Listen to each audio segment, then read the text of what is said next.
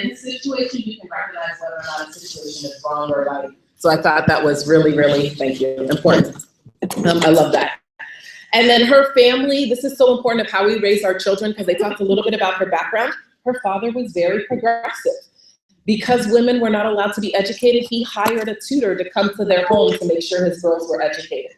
And so his daughter, Susan B. Anthony, went on to be a teacher for many years before she got into the cause of abolitionists. She was a Quaker, and Quakers believe everybody is equal, and they also believe in peaceful resistance to any type of government tyranny. And Quakers have always been known for that, and Quakers actually set up our penal system, a lot of it.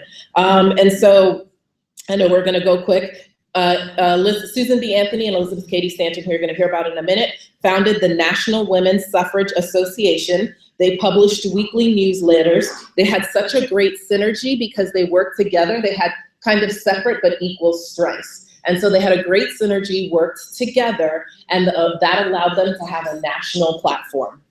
Unfortunately, Susan B. Anthony died before she got to see women get the right to vote, but we did get the right to vote on her birthday, August 20th of 1920, I think it was. And so that was pretty awesome. So this chapter closes by saying, in the history of the United States, what rights weren't secured by war were won when the oppressors, first white males and then the white population as a whole, voluntarily acquiesced. It was the Frederick Douglasses, the Sojourner Truths, the Susan B. Anthonys, the Rosa Parks, the Martin Luther Kings of the United States, who through their tireless, peaceful efforts changed public opinion. They made it possible and necessary for predominantly white male politicians to give Black people citizenship, Black men voting rights, women the right to vote, and civil rights to minorities.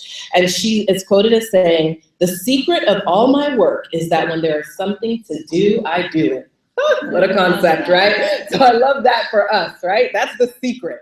When there's something to do, get it done. Okay, and then there's how to be like Susan B. Anthony. Number one is to be bold. When she went and voted in the election, she knew that she was likely to get arrested, and she was. Number two, decide what you are fighting for. So Ari talked about this, having focus. So she was very passionate about abolitionism. She was very passionate about temperance, which is no alcohol being allowed. Quakers don't believe in drinking. But her focus was women's voting rights. And so she just decided, this is the thing that I'm really gonna focus on, and that is what she's known for. Number three, confront your fears to advance your cause. Anthony's name might not be remembered today had she not had the courage to conquer her fear of speaking in public. So I love that, right? Number four, attack hypocrisy. A great evil in our society is the reverence some people are given due to their station in life, who ask others to accept situations and act by rules to which they themselves would never submit. She was passionate about that not being fair. Number five, choose a partner who complements your strengths and weaknesses. The success of the partnership of Susan B. Anthony and Elizabeth Cady Stanton has forever linked them in history. Their secret was that their talents complemented each other, and they were honest enough with themselves to acknowledge their own weaknesses. So I was actually thinking about our nationals, right? Daisha and Ari are so different, but they complement each other and they work together for the benefit of us all. Number six, stand up for the less fortunate. She was known for standing up for prostitutes. She was known for standing up for women that were abused by their husbands and in a bad situation because of their marriage. Number seven, keep working as long as you are able. She became like the president of the National Women's Association for Suffrage when she was like 72, you guys. Okay, and she worked up until almost the day she died around 86, just working, working, working. She never thought she was too old to make it. And then number eight, don't talk, take action. Don't just talk, take action. So I want to challenge us all to be women like Susan B. Anthony. Okay.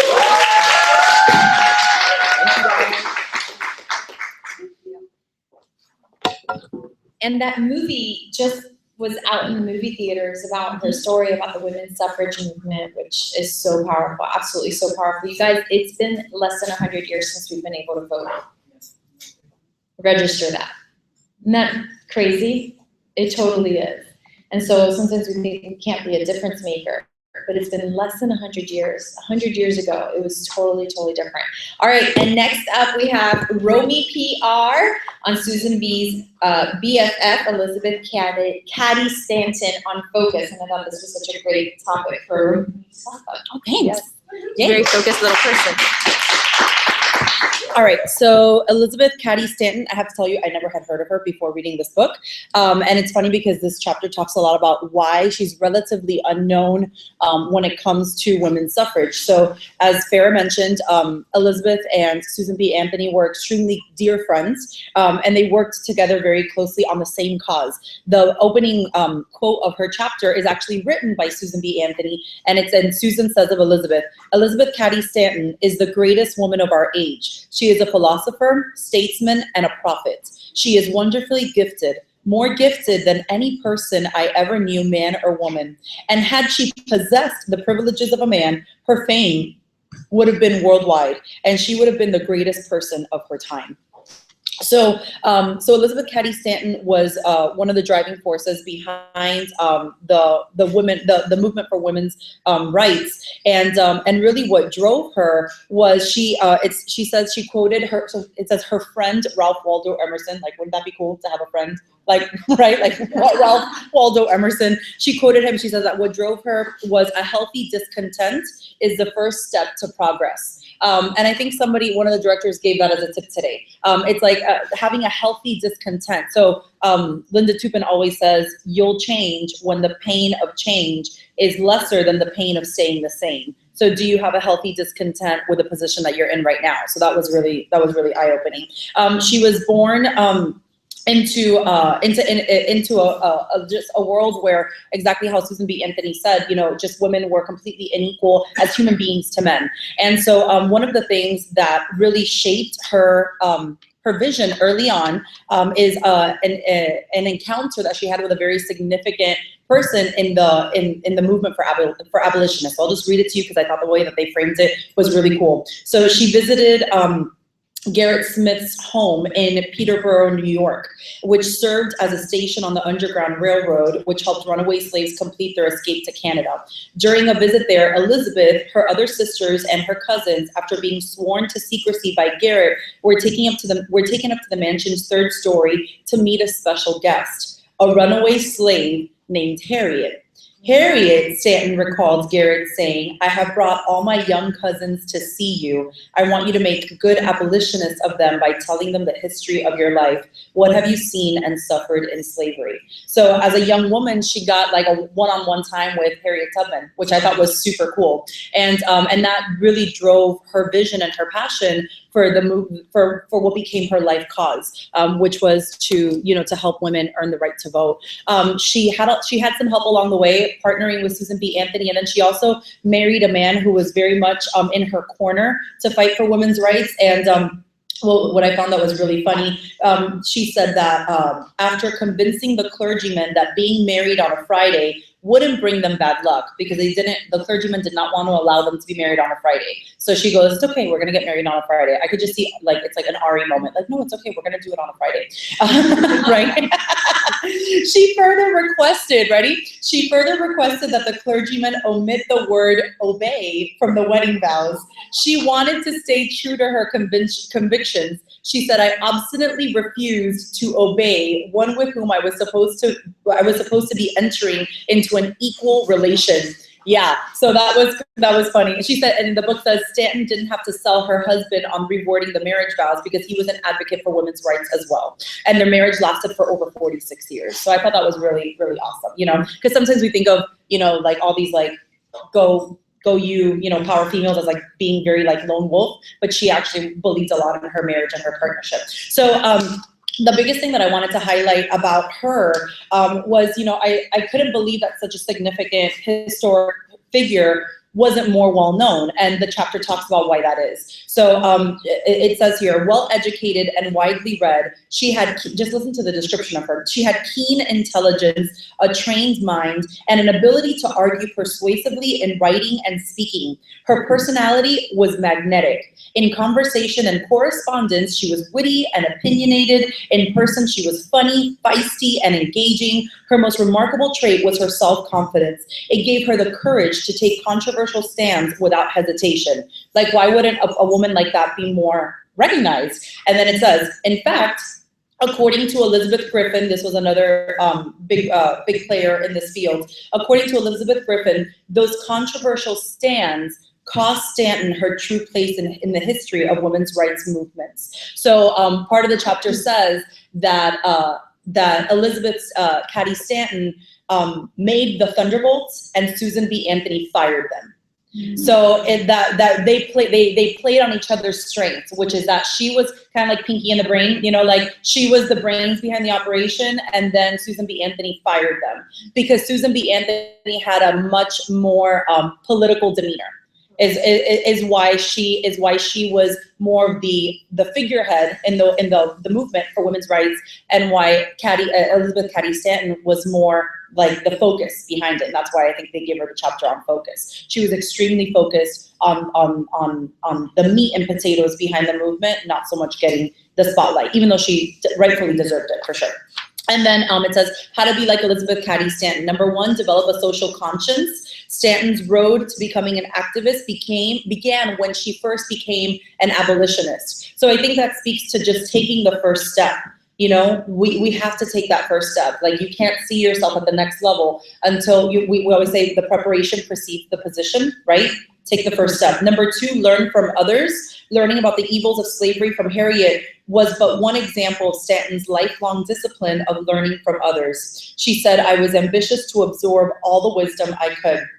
Number 3, practice what you preach. Long before Stanton was a national figure whose actions made people pay attention, she was an everyday bride, marrying the man that she loved. But even on her wedding day, she stayed true to her beliefs, asking the clergyman to omit the word obey from her wedding vows. So, you know, Ari always says it's your private moments, right? Like, what are you doing in your private moments? Number 4, when inspired, act.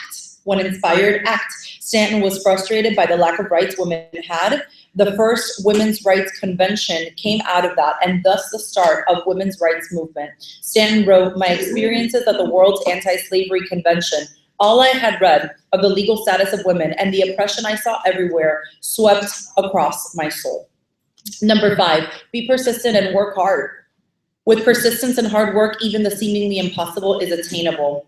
Stanton wrote, it is our duty to assert and reassert, kind of like how we say it's our job to commit and then recommit, right? It's our duty to assert and reassert this right, to agitate, discuss, and petition until our political equality be fully recognized. Let us spend all our time, strength, and moral ammunition year after year with perseverance, courage, and decision.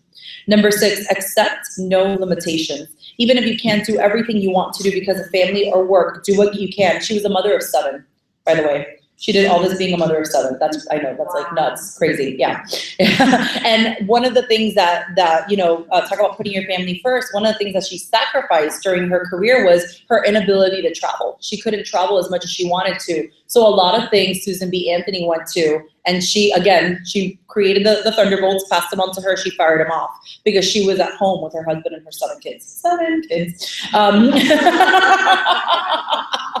She wrote a lot. She published a lot in a lot of newspapers. All right, number 7, take advantage of every opportunity.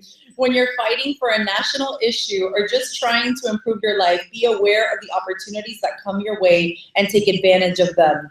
Stanton said of Susan B. Anthony and herself, we made it a matter of conscience to accept every invitation, to speak on every question in order to maintain women's right to do so. I really like that because, you know, I'm the first one to admit that there's sometimes that like you get a facial and you're like, oh, but it's just a facial and it's on the other side of Miami, and you're like, oh, do I go? And you have to take every opportunity because you just never know. You never know where your blessing is gonna lie.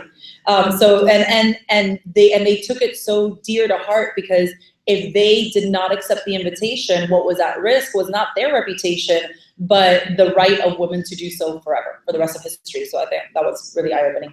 Number 8, do everything you can to get your message out. She wrote articles, she penned letters, she sent private letters, kind of like how Juan said last month, like you need to communicate in whatever way, shape, or form you can. So like if she's not answering you, like carrier, messenger pigeon, like smoke signals, Facebook message, text message, call them, whatever, right? Number 9, choose the right partner. Choose the right partner. So like Alex said, like get into that awesome closed circle, you know? Is your circle elevating you? Is it keeping you the same, or is it bringing you down? So she talks about the partnership with her and Susan B. Anthony. And it was so successful that it has forever linked them in history. I even Wikipedia'd her, and when you Wikipedia her, like Susan B. Anthony comes out, and when Susan B. Anthony comes out, she comes out, and they're in each other's Wikipedia articles. So like forever together, okay? And then number 10, speak out about what you believe in. Stanton certainly wasn't always politically correct, again. She took many controversial stands and was criticized for them, but she stayed true to herself. Her most remarkable trait was her self-confidence, wrote Elizabeth Griffin. It gave her the courage to take controversial stands without hesitation. And the last one, number 11, stay active your entire life.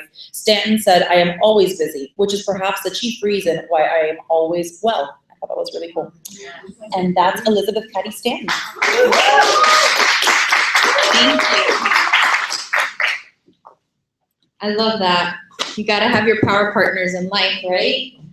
Like if you Google me, pictures of Daisha come up. If you Google Daisha, pictures of me come up. I don't know if that's ever happened to you or not, but I love that. Thank you for sharing. If you stay busy, you stay well for life. And to close our book, believe it or not, the very last chapter in this book was dedicated to an extremely important topic, and it's the topic of integrity, and it's our very own Mary Kay Ash.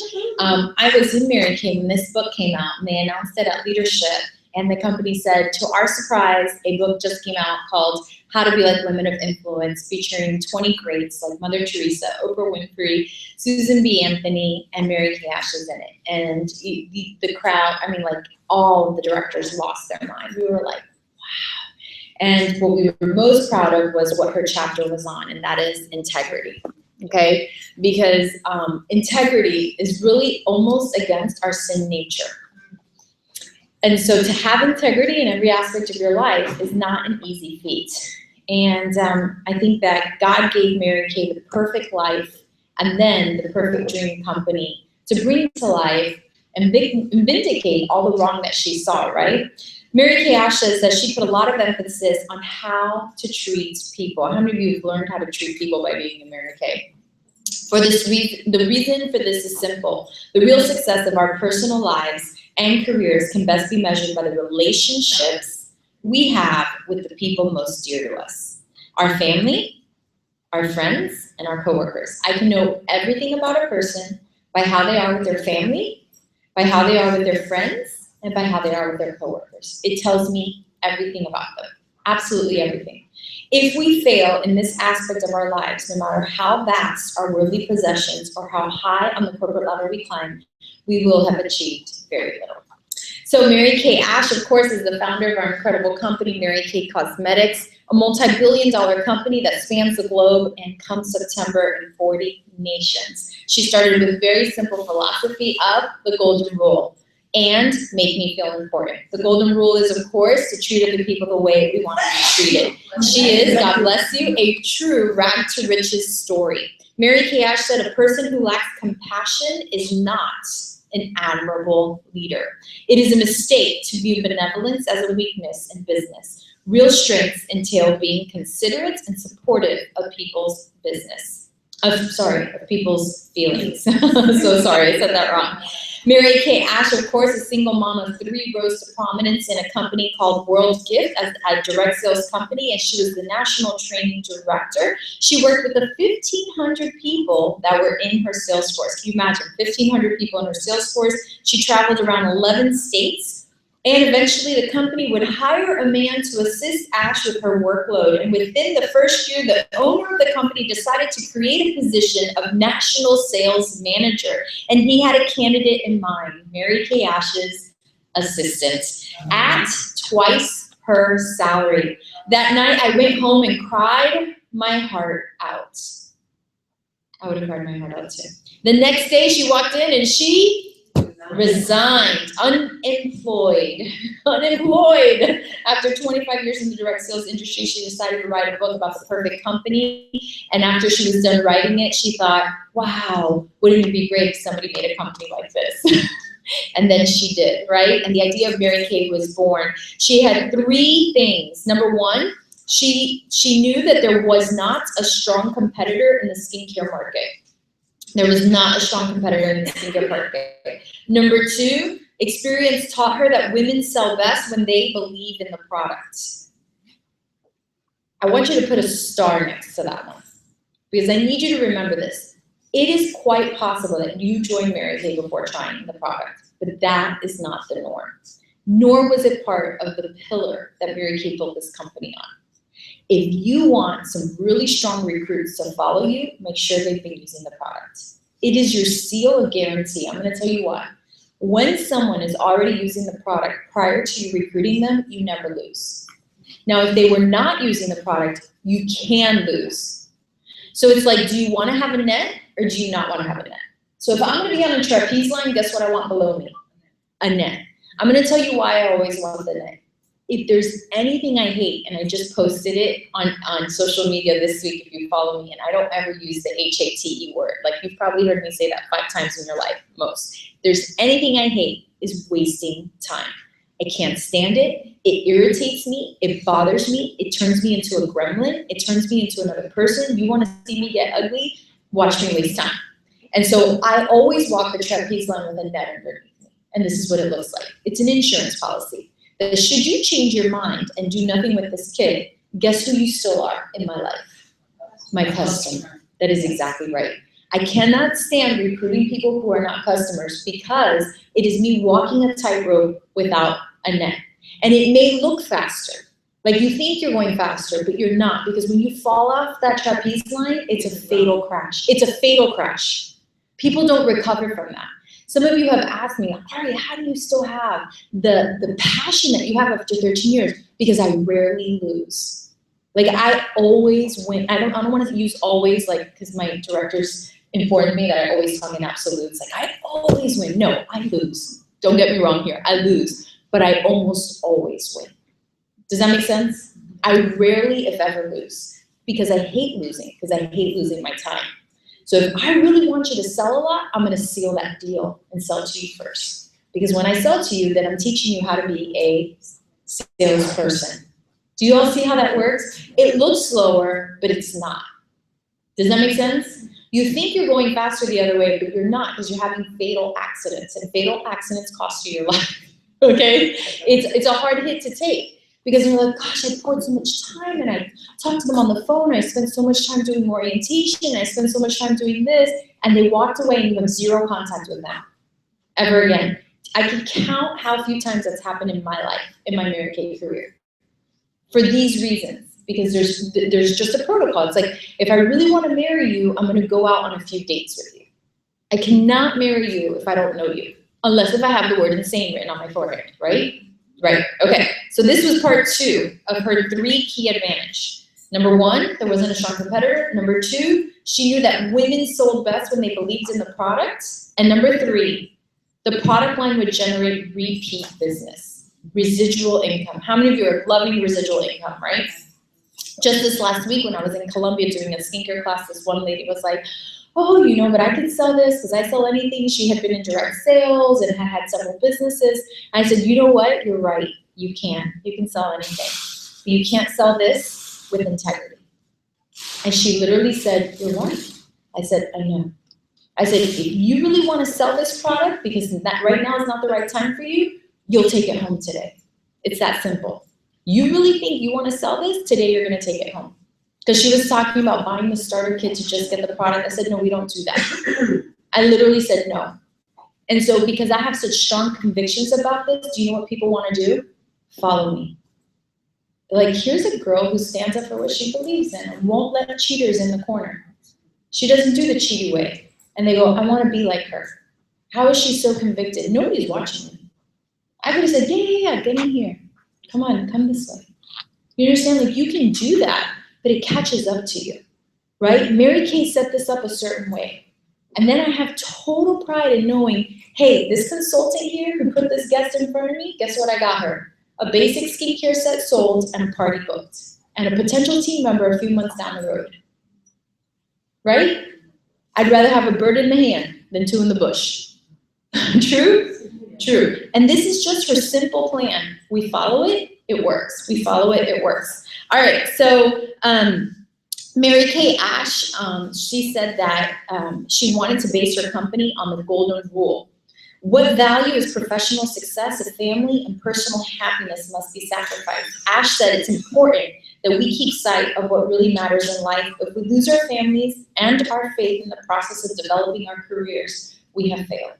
We cannot lose our family and we cannot lose our faith, okay? That means that you have to take time out for me, right? You have to have your me time. At Mary Kay Cosmetics, people were treated extremely important. P&L in Mary Kay is not profit and loss, but it's people and love. That's exactly right. Mary Kay's volume sales through the years wasn't due to having the products that nobody else had. Other people have our products, right? It was due to the way that the salespeople performed under Ash's leadership. And I highlighted this because your team's performance is based off of your personal leadership. Okay? She said, a company is only as good as the people it keeps. Okay? Because I set high standards, I don't recruit cheats. Does that make sense? Because I don't allow it. So if she is a cheaty person, she gets the message immediately. Guess what? She's like, oh, I'll think about it. That means no thank you. I don't want to work with you because you don't slide the way I slide.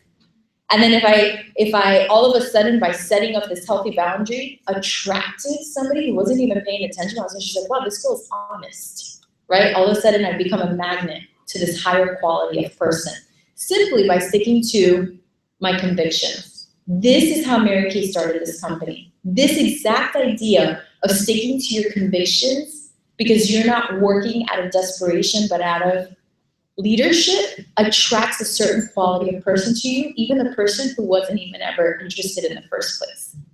It happens, okay? And so I love this, because this whole chapter is on integrity, right? And this is exactly what Mary Kay did. It is exactly what she did. She says, faith is a 24-hour-a-day commitment, and no circumstance is so unusual that it demands a double standard or separates us from our faith. I can affirm that the growth and success of Mary Kay Cosmetics is a direct result of having taken God as our guide. Ash constantly worked to improve herself. She said, a laurel rested upon will wilt. She was a voracious reader and studied business and self-help books, then incorporated them into her life. There's a difference between being well-read and being able to transfer what you read into action, okay? Whatever the mind of man can conceive and believe, it can achieve. Mary Kay Ash got that from a book that she read. If you've ever read Think and Grow Rich from Napoleon Hill. And she said it, like she would read the books and she would put it out there for us to have food. Like you always have to remember, how many of you are moms? We're the mamas. And who has fur people? If you have fur people, it counts. Do you know what fur people are, your pets? Okay. And so fur people are little, you might have a fish. He's not furry, but he counts. Okay, who takes care of an animal or a person you'd like to call an animal? Right? Don't we go get them their food and we put it in front of them and we provide for them? As a leader, that's your job. As a leader, you go get the food and you feed your people. You have people on your team that want to be fed by you. And do you say things to them like, oh, I just read this week. I read this book last month and I put it into practice this week. Because then they want to follow you. And you don't do that because people want to follow you. You do that because you're voraciously hungry, because you have a hunger to change, right? She said that the secret to success is constancy of purpose. Ash felt that lack of focus and lack of discipline was a primary cause of failure. People lose focus because they lack purpose. Do you lack focus? Do you lack discipline? Or if someone were watching you, would say, there's an extremely focused and disciplined person, okay? I've taught classes on discipline, and I've always said, you don't become disciplined because you decide you want to be disciplined. You become disciplined because you find a constancy of purpose, something that will drive you beyond, okay? And in the process, you develop the discipline, okay? Mary Kay Ash claimed before she had started this company, she was part of this other company and she was providing a way of life for her 3 children as a single mom. She knew direct sales was it because she was getting paid the same as men because it's commission. If she had taken a job, she would have paid less. Does that make sense? Okay. So she saw that year there was a queen of sales. And do you know what she did? She paid her to watch a class. She watched this woman teach a class and she took 19 pages of notes. 19 pages of notes. And then she said, I'm going to be the queen next year. People are the happiest when they have goals small and large, because they can look forward to attaining them. Think about it. Don't our biggest thrills in life come from realizing goals? I want you to think about things that you're proud of. Tell me a few things that you're proud of. Graduating from college, right? It took a lot of work. You had to go to kindergarten. You had to go through 5 years of elementary school. You had to go through 3 years of middle school and 4 years of high school. Then you had to apply to a few colleges, get accepted, and go through 4 years to get your college degree. And some people don't see all that, but you want results today in Mary Kay, right? Okay, so the biggest thrills in life come from realizing a goal. She talks about the efficient use of time, and this will be the last thing that I'll talk about. And she talked about Charles Schwab, and she talked about efficiency expert Ivy Lee. Charles Schwab, Ivy Lee was an efficiency expert. He called Charles Schwab and said, I want 15 minutes with each of your executives. I'm not going to charge you a penny. Okay? Send me a check on whatever value you think that they get out of it. Ivy Lee spent 15 minutes with each executive. 3 months later, Charles Schwab saw the value in what Ivy Lee taught his executives. And guess how much he sent him a check for? $845,000. If you took the money he got paid in 1914, today it would be $845,000. I want you to think about this. You spent 1 day with the executives at one company. You went 15 minutes, 15 minutes, 15 minutes, 15 minutes. And 3 months later, the owner of that company sent you an $845,000 check. For 1 day of work, that is how much efficiency is valued. And that's what created the 6 most important things to do list. That is your $845,000 check. That's it. If you want to make $1 million in Mary Kay, make your 6 most important things to do list before you go to bed every single night. For your business. You can make one for your personal life, but there's one for your business. That is exactly right. So here's advice from a billionaire. Mary Kay Ash said, one of the smartest things I ever learned to do was to write a 6 most important things to do list. That's how she became a billionaire. Every single night. Over the years, I've observed, Mary Kay Ash said, nearly all high achievers know how to make good use of their 1,440 minutes each day. She says, people usually give themselves a certain amount of time to get ready, right? But if they wake up late, can they still get ready in less time? Yes. Yes, they can. They do. And that was her point. She said she would just pretend she woke up late and move faster. And this is what she said. In contrast, not successful people seem to do things in slow motion. When you have a lot to do, you move really fast. One of the things that I can't stand is moving slow. I'm like a little bullet. I remember when I was a little girl, I would watch my mom. Who knows my mom? Who's seen my mom? My mom is not even 5 feet tall. She's 4'11". She used to, arthritis has set in, but she used to walk so fast, I thought she wore a backpack jet rocket. I'd be like, Mommy, slow down. She's like, you better catch up. She never slowed down. She taught us to walk fast, move fast, do everything fast, because we had only so much time to get all of our work done. And I'm grateful today because I'm an extremely efficient person because of that, okay? Now, I've had to slow down for other reasons so that the people of the world still love me. and I tell you guys, I'm like, just let me come in and set up my computer and put everything down, and then I can hug you, okay? It doesn't mean I don't love you, okay? But these are the things that happen. So Mary Kay Ash had a thirst for knowledge and a willingness to accept change, and I think that's part of her genius. She was willing to accept change. She was open to the fact that the beauty industry was going to change, that there were going to be new products. She really grabbed onto the internet when it came out. I don't know if you know this, but when you log on to Mary Kay in Touch, you know on the top left-hand corner, it says Mary Kay in Touch. Do you know that that's her handwriting? That is her actual handwriting. Mary Kay corporate, she was like, we're going to do a website. This is right before she died. We're going to do a website. And they said, what do you want to name it? And she had already lost her ability to speak because she had had a stroke. I don't know if you know that. She couldn't speak her last couple of years of life because of a stroke. And she wrote Mary Kay in Touch, and she handed the paper to the IT head. And they took it on paper, they scanned it, and that is her actual handwritten word. Isn't that awesome? For those that didn't know that. Yeah, okay. So she said, nothing great has ever been accomplished without enthusiasm. She believed that her commitment to new hires was more important than socializing with the President of the United States, as one day she canceled a meeting with the President of the United States that she had because the new employees were coming to the building. That's how much she believed in her cause. Would you have canceled with the President of the United States? And I'll close with this. The Mary Kay Seminar is the ultimate expression of a simple concept in which we believe with all of our hearts. We can praise people to success. We keep people aware of how we appreciate them and their performance. And how do they respond? They respond the next year by doing even better. How many of you are already enrolled for seminar? I know, this whole room is going. You need to go. Erica's going. We're all going to seminar. This whole room is going to seminar. We are all going to seminar.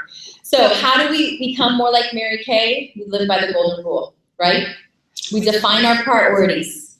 She said, trust your instincts. You guys, you have a gut. You know when someone's going to cancel on you. Please double book it. You know. Don't tell me you don't know. You know. You know. What you don't know is when there's going to be an emergency. That you don't know. But you know when they're going to cancel on you. The writing is on the wall. Read the writing, follow your gut. Number 4, continue to learn and improve. Do not rest upon your successes. Don't just talk about your past successes. Talk about what you're doing right now, right? Practice the discipline of time management. Be open to change. Make everyone feel important. Walked into the post office this past week with a troubled box of MKU manuals that were returned. And there were 2, you got yours, hallelujah, praise the Lord Jesus Christ. And there were 2 curmudgeons sitting there. And as Ana Maria and I walk up with our bin, one of them said to the other, oh no, I ain't taking that. Just like that. And we get to the other one, she's like, I know you. You're the Mary Kay girl. Oh no, they're gonna try to sell us Mary Kay too. Like that, like as if we weren't even there. Ana Maria and I, we won them over. By the time we left that post office an hour and a half later, they're like, bye girls, have a good day, thanks for coming in. We won them over because we made them feel important. I was like, Elizabeth, it's been a long day. Let me tell you something. This is gonna be awesome. This is gonna be easy. We're gonna make your life easy. We know this isn't your fault. We're gonna get this thing figured out. We praised them. We asked them how long they had been working there. Then their manager comes up and tells them she has to take some like United States Postal Service course 101. And she's like, oh no. Like she was just like out. And let me tell you, we reeled her back in. Treat other people important. By the time we left, Ana Maria and I were like, bam. You know, like, I mean, these poor people. So, you know, next time somebody offers them a Mary Kay makeover, they'll say yes. But I wasn't going to offer it to them. I hate to waste my time. I had no choice but to win you over because, let's be clear, I have 50 manuals to mail. But other than that, I ain't going to go there. Okay, and number 8. I'm very careful with who I work with, people. You know why? This right here, about 4,000 people depend on this right here. It's called my family that I created. That God gave me the gift, God gave me the talent, God gave me the vision, and He helped me create it. And this cannot get popped. Or 4,000 people go down with me, and I'm very clear on that. I do not let anybody pop my bubble. Because too many people depend on me. Who depends on you? Who depends on you? Your family, your children, the next generation in your family. Get clear. Get clear. Number 9, remain humble. Ash never fell prey to an unchecked ego because she had priorities in order. Her belief in God kept her grounded. That's why she canceled her appointment with the President of the United States of America. And number 10, be generous in praising people. People are motivated by pride and not by fear. Mary Kay is known for praising people to success. We think this is so important. We base our entire marketing plan on it. We praise people to success. We don't tell people what they did wrong. We praise them to success. What did you learn? How did you grow? What are we going to do different? How can we grow on this? And let's move on, okay? And so that is so important. There it is, our beautiful book. How many of you guys enjoyed this book? It was awesome. I know for me, as a woman, it was so great to just hear from women. Because a lot of the books we read are not about women, they're about men, you know, and so this was just really powerful, and I love that, absolutely love that. I'm going to close in a word of prayer. I want to thank you guys for being here. I know that driven. We have our all area meeting on Tuesday here again at 7:30. Okay. I'm going to be talking about sharpening your edge Tuesday nights. A video will go out later today to your team members, but I want you to do me a favor and follow up and call your team members after that video goes out and say, hey, did you get Ari's message? I want to make sure that you're there. We all have to learn how to sharpen our edge. When we're hitting a tree with a dead axe, guess what? It hurts. It literally vibrates through your body and it hurts. And is that tree going to fall? We're going to talk about sharpening that axe on Tuesday. All right, let's close in a word of prayer. Father, we thank you for this morning, and I just thank you for the gift of inspiration. You know, no other creature that you've created can inspire and can be inspired. We're thankful for the lives of these women that we've read, their fortitude to continue amidst circumstances that none of us probably can even imagine. To not be able to vote, to not be able to have rights, to not get paid what you're worth, to be considered someone else's property. I mean, these are things that we just could not imagine. And so today, we thank you that it's the year 2017. And we thank you that you've chosen us to be here at this time in this place to do something with the gifts that we have. That whenever we even think about complaining how hard we have it, that we would ask you for forgiveness. How dare us forget where we come from, how much blessing you've poured into our life, how grateful we are that we live in the era that we live in, that we can go, that we can come, that we can inspire, that we can motivate, that there are no boundaries. Father, I pray that you would lift our lids, that you would increase our vision, that you would give us more to abound for, Father, and that in doing so that we would take others in that direction as well too.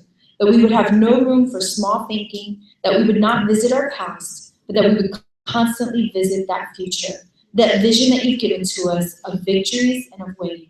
We ask you for all these things in the precious name of your son, Jesus. Amen. Amen. We're going to say bye to our beautiful online hubs who stuck with us through it all. Tell them, woo, have a powerful, powerful, incredible, over-the-top June. We love you. Have an awesome, powerful Pink and on Purpose day.